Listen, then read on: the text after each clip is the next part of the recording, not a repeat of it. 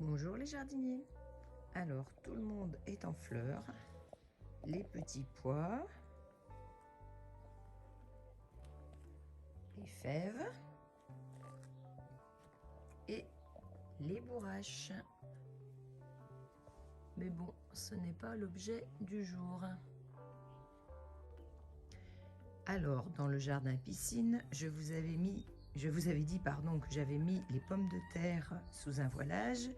Et j'ai bien fait parce qu'avec les moins 4,5 de la nuit, voilà, elles ont résisté. Mais par contre, il y a quelque chose d'autre de bizarre. Ce sont ces mouches. Alors, je vais essayer de faire la netteté. On ne voit pas trop. Alors, j'en vois une autre ici. Vous allez voir qu'après, à l'intérieur, il y en a vraiment beaucoup.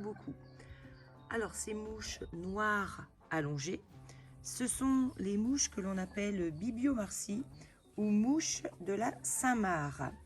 Alors la Saint-Marc, c'est le 25 avril et voilà, donc là elles sont un petit peu en avance, mais regardez un petit peu tout ce qu'il y a éclos, voilà, toutes les mouches qui ont éclose là-dessous. Et j'en avais déjà enlevé plein il y a quelques jours. Et là, c'est l'invasion.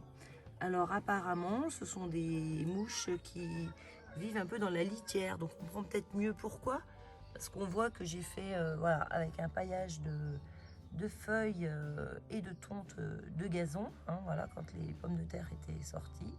Donc voilà, une nouvelle variété d'insectes, la mouche de Saint-Marc. Et alors apparemment, cette mouche est très prisée de ce qu'on appelle les moucheurs. Donc les moucheurs, ce sont les pêcheurs de truites.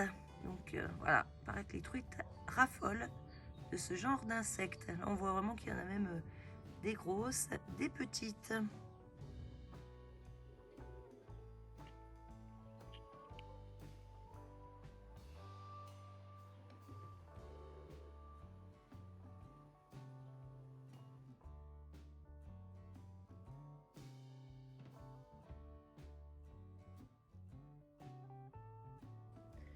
Bon, nous allons passer derrière parce que je vais vous montrer avec quoi je vais faire la recette du jour.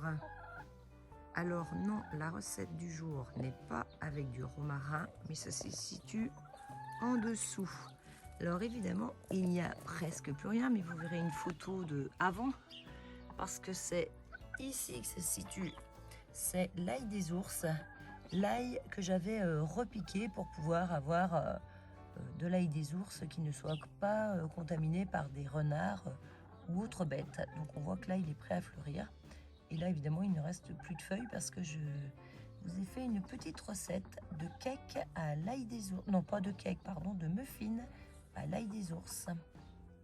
Allez, écoutez, sur ces images, je vous dis au revoir les jardiniers. À bientôt.